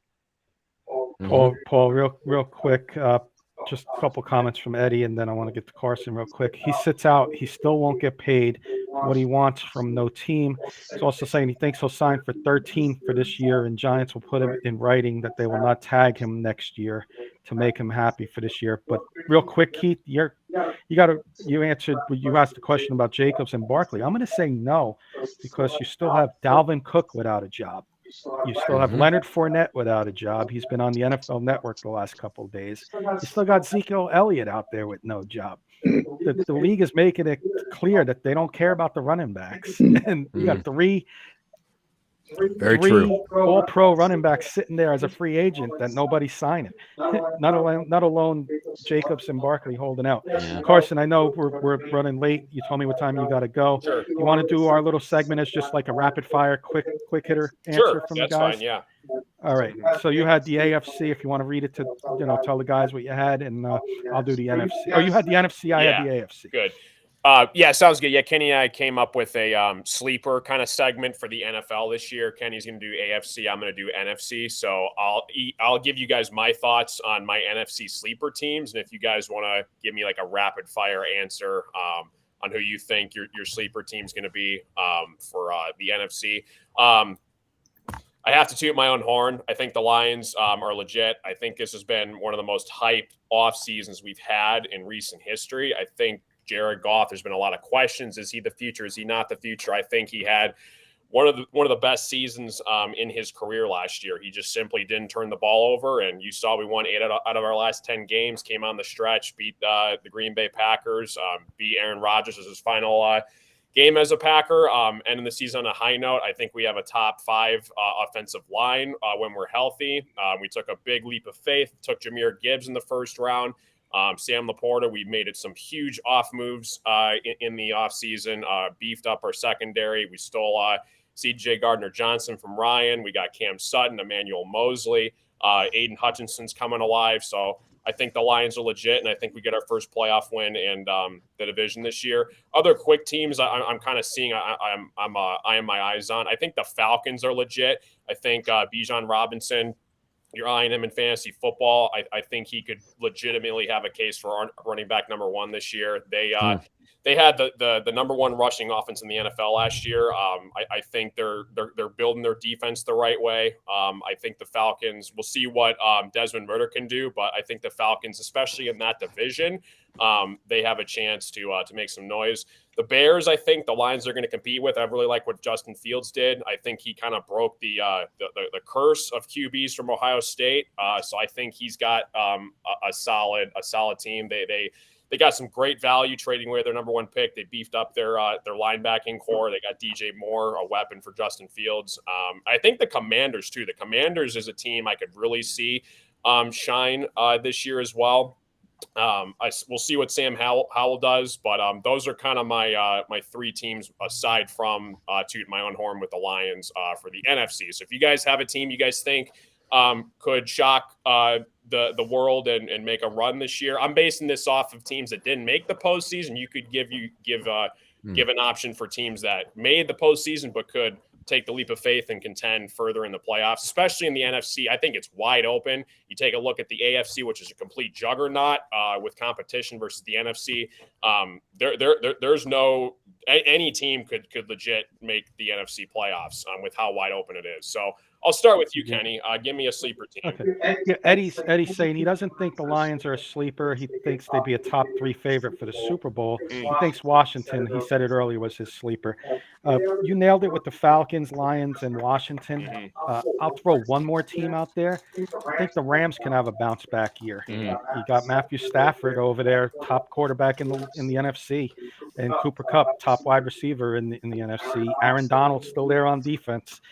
That could be a sleeper team if the 49ers don't do what they're supposed to do. That might be my sleeper team. That'd be my rapid fire. Nice. Sis, give me a sleeper team in the NFC. 49ers. Nice. Yeah, I think I think if Purdy doesn't go down, I think they're in the Super Bowl. I think Kyle Shanahan, what he did, I mean, he took Mr. Irrelevant, and I mean, they damn near got to a Super Bowl with him. Ryan. Yep. I think people are automatically assuming that Geno Smith will not repeat another season. Seattle's better roster than they were last year, and there's no reason,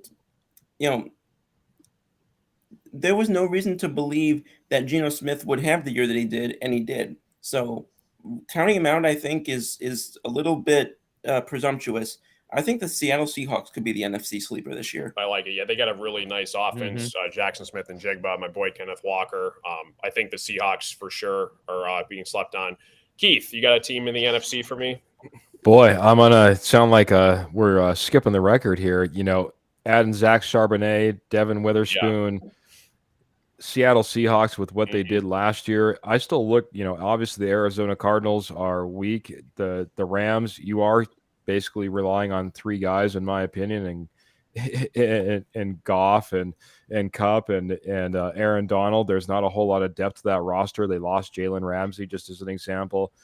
And again, I know that, hey, I'm a Shanahan guy. I like what Kyle Shanahan's all about, but not knowing who your starting quarterback is just worries the heck out of me. I think it's the Seattle Seahawks to run that division easy. Nice. Yeah, you can't count the Rams out for sure. They've done it in the past before. And again, Cooper Kupp, I think, was a big part. I think watch out for him as well. He's still, in my opinion, a top 5 wide receiver. Paul, what do you think in the NFC? Yeah, I had written down earlier 2 teams that first Kenny and you, Carson, the Rams and the Bears. I can see with Stafford coming back, the Rams really coming back, and Cooper Cup also had been injured, and he'll come back strong. The Bears, I see your division, Carson, as now the Lions and the Bears sort of coming over and sort of twisting around that division where it used to be the Vikings and the Packers forever. Now I see the Lions and the Bears taking over that division once again.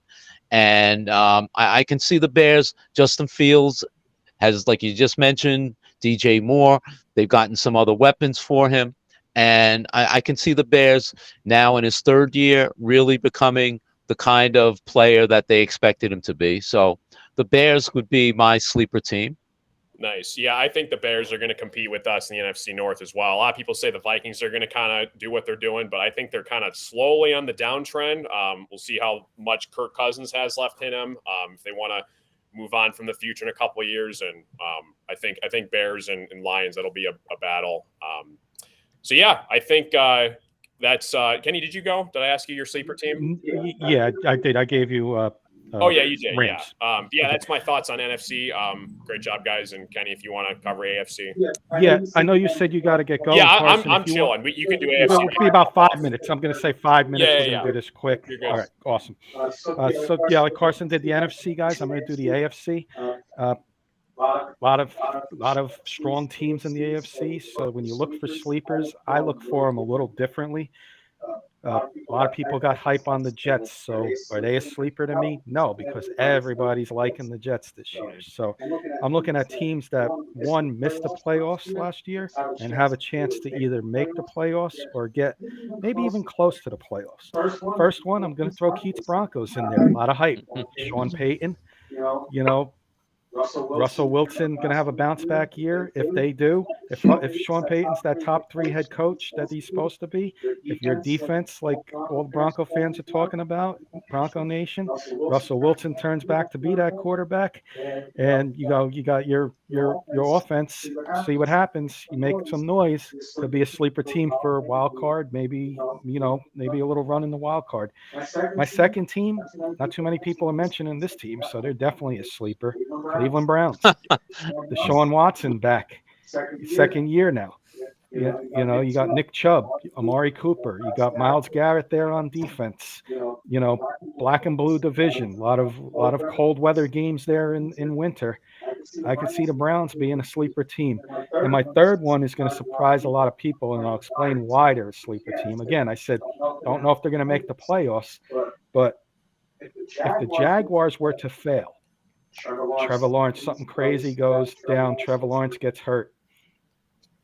Titans got Malik Willis. They don't know who their quarterback is. I'm going to go Houston Texans as a little sleeper here, and I'll tell you why. Davis Mills, C.J. Stroud. I'm not high on the Ohio State quarterbacks, but Davis Mills is going to be playing for something. He's got to be playing for a contract somewhere. You got a running back in Damian Pierce. You got a veteran wide receiver in Robert Woods to lead the receivers. John Mechie's coming back. Defense, we all know you got Will Anderson and Stingley. You got a defense building there. This team can win 6, 7, maybe 8 games this year, and that would be maybe a division title in that weak AFC South. So that would be my third sleeper team, and I'd like your guys' thoughts. I'll start, Paul, with this one. I laughed when you mentioned the first 2 teams because, as I said earlier, I wrote down the Rams and Bears in the NFC, and then what did I write in the AFC? The Broncos and the Browns. So once again, I mean, you encapsulated the Broncos with everything that they have coming in, especially with Sean Payton. The fact that they can probably, if not double their wins from a year ago, at least make a good run to the playoffs. And same thing with the Browns. I don't like Deshaun Watson as a quarterback per se, but the fact that he will now have 1 full year with the team, he has a lot of weapons. Nick Chubb, as you mentioned, the defense is pretty good. So I can see the Browns in that division really making a strong run to win 8, 9, maybe 10 games in that black and blue division. So I agree. Did you say me, Kenny? Okay. Yeah. I agree with you guys with Paul and Kenny. I think Keith's Broncos. I think there's a lot of pressure, and I think they got to get it done. I think there's a bunch of talent on defense. We'll see what Russell Wilson does. Sean Payton. I think Broncos for sure. I like how you guys said the Browns. I think Deshaun Watson, see what he can do his first full season with them. Nick Chubb. I think a team that's kind of flying under the radar. I know they kind of had a horrible year last year, but I think the Colts in the AFC can make some damage. I think Jonathan Taylor, he disappointed me as a Jonathan Taylor fantasy football owner last year, but I think he does have a bounce back year. We'll see what Anthony Richardson can do. I think he could be this year's Justin Fields, where he just comes out of nowhere and just puts up numbers left and right. So I think the Colts could possibly, just something different than what you guys said, could make some noise. I like that, Carson. I'll go to Keith next. Yeah, I'm going to go with a coach that, if I heard this correctly, has never had a losing season. Didn't make the playoffs last year, and a team that I absolutely love their draft class and what they added to this team. I'm going to go with the Steelers. I think they're right in contention. I think there's no reason that this team couldn't continue to elevate. They've been on the downside the last couple of years. I think their defense, what they added to their defense, and like I said, the pieces they put around in their draft class. I'm excited for what the Steelers are going to be able to do. I think Kenny Pickett could excite a few people up in Steeltown. Absolutely. I like that pick. I didn't think of that one. That's good points. Mr. Scoops, you're a sleeper in the AFC, and then we'll get our final thoughts in. It's like every time I came up with a team, someone said it. So I was going to say the Browns. Those reasons were already said. I was going to say the Colts, but I'll throw in something else too, because if I remember correctly, I think I was the only one on the Anthony Richardson train before the draft. No. I was talking about him preseason college football. I rated him highly. My apologies. But no, I think that if you're going to go to a place if you're going to play like a style like Anthony Richardson does, who better to be your first offensive coach in the NFL than someone who just coached a player who plays the same style to an MVP caliber season and a freaking Super Bowl. I think that is perhaps the best place he could have landed. And I look forward to seeing what he does for the Colts. And the other team that I was going to say was the Texans. One of my favorite individual moments for a team. I loved seeing them draft number 2 and then jump back up and draft number 3 right afterward. That's aggression. That's aggression. That's that's not just the play that getting in 2 of the top 3 players. It sends a message to the guys in your organization. Hey, we're not going to sit around and wait for these guys to develop. We're going after, and we're getting aggressive, and we're going to turn this thing around. Absolutely. Wish you could have. I don't know if you got to see Ricky Williams draft, but that was something to see. Yeah. I was not born yet. But she's showing us our age there, Keith. Easy. All joking aside, they also have D'Amico Ryans as head coach, and I love D'Amico Ryans. So all joking aside, in perfect division to be a sleeper.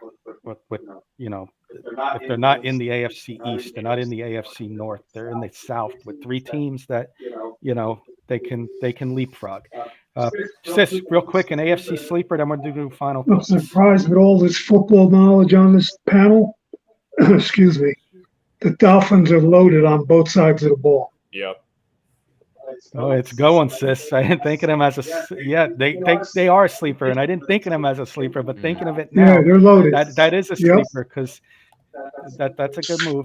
I like that. Final thoughts, gentlemen. I'll go to Carson first because I know he's got to get going. So we'll let him go, and then we'll say goodbye to him, and then we'll get our final thoughts. Sure. Yeah. Great show as always, guys. Shout out to Keith for joining us, Ryan earlier, and Sis. Always a pleasure to see his face. And great show as always, guys. Hopefully you guys have a great rest of your week. 50 days away from Chiefs Lions. Looking forward to that. Football season's upon us. And have a great rest of your night, guys. real fast. I'm looking forward to first week in preseason when the Giants you go, face yeah. the Lions. Yeah. Let's go. Carson, where are we going to see you when you're not with us? Yeah, if you guys real like quick? casino content, you can find me on YouTube, usually Monday, Wednesday, Friday. Ticket time live. You can catch me over there a couple nights a week for casino content. Awesome. Thanks, Cool. Carson. I'm going to put you backstage Sure. because I know you got to get Yeah, going. see you guys. Have a good Take one, care. Carson. Bye-bye, Take care, Carson. All right, fellas, let's get our final thoughts in. I'll start off with let's start with Sis, another one of our special surprises tonight, pleasant surprises. Keith Bergman, I hope you enjoyed being on our show tonight, because it'll never happen 100%. again. Love you, brother. Just kidding. Love you, brother. Yeah, I'm Love you, still man. scratching my head. Quarterback through, Paul, you better cover your ears for this one. Quarterback threw 15 touchdown passes last year. You're on the verge. You might not see Shaquan Barkley this year. Hmm. And you gave Daniel $40 million. Are you kidding me? I'm 70 years old. I can play that position. That's the biggest joke of the year. And that's the biggest mistake the Giants have made in the last 40 years by making that move. That's my opinion. Wow. Big statement from Sis. Yeah. I hope he's wrong. Let's go to Scoops for his final thoughts. Guys, always great talking with you. Sis, great to see you. Ryan, it was nice to finally meet you. And excuse me, Keith, always, great to see you again. I don't know. They may be listening. They may not. Brian Cashman, Aaron Boone, let's get this thing together, please. Okay, we're down 6-0. I got a report that Carlos Rodon was, making gestures to the fans after walking, half the lineup. How much worse can it get? Okay, let's turn this thing around. We just brought in a new hitting coach. We're getting guys back healthy. The deadline's in 2 weeks. Let's get it done. This is ridiculous. By the way, before I go to Paul, this is the guy who said he could play quarterback for the Giants right there. Love it. There it is. He looks like he'd definitely be a beast out there on the field. I know that. He was a beast on the field and still could play. It's Sis from his Seton Hall days. I don't know if you see that, Sis. Yeah, I can see it. Go Pirates, baby. Go For those who Pirates. don't know, Sis played for Seton Hall University, defensive end, right, Sis? Yeah, outside line, What were- slash outside linebacker. Yep. What were the years you were there, Sis? 74, 78. Tried out with the Giants in 78 as a free agent. Then I got married. Wait, hang And on. she said no more football. You tried out for the Giants? Yes, he did. I never knew that. Mm-hmm. Yeah. Holy 4'6", 40 at 230 pounds. I'm not bragging, Oh, but that's moving. We'll let Sis tell you a quick story off the air. Yeah. Marty Schottenheimer was his coach. Paul, your final oh thought. my goodness. I want to say first that was the worst move, not Daniel Jones's signing, that the Giants didn't sign Sis. Yes. But that being said, Keith, Very Always a- kind, thank you. always a pleasure. Thanks. You're always welcome back to K&K. Sis, always a pleasure. Good seeing you, guy. Same here. Brian, good seeing you. He's a good addition to the team. Great show, guys. And on a personal note, I just want to say this coming Friday, July 21st, will be my 7th year anniversary of my cancer surgery. And God bless you, brother. thank you. Thank God. It's been 5.5 years That's of awesome. being cancer free. So Congrats. thank you so much, guys. Appreciate it. Yep. And I just wanted to say, listen, we spoke a little bit about it in June, but you have something, make sure you go get yourself checked, and the earlier the better, because I'm a perfect example of you don't wait and you take care of what you have to do. So God bless. Fantastic, Polly. Thank you. Absolutely. Keith, special guest tonight. Thank you for joining us. Denver Bronco Roundup. Real again, please let us know about your show real quick, Keith, and your final thoughts. And then Yeah, whatever just really- other final thoughts you have. Yeah, Rocky Mountain Sports Network or the Denver Bronco Roundup. Search it out on YouTube, Facebook, Twitter.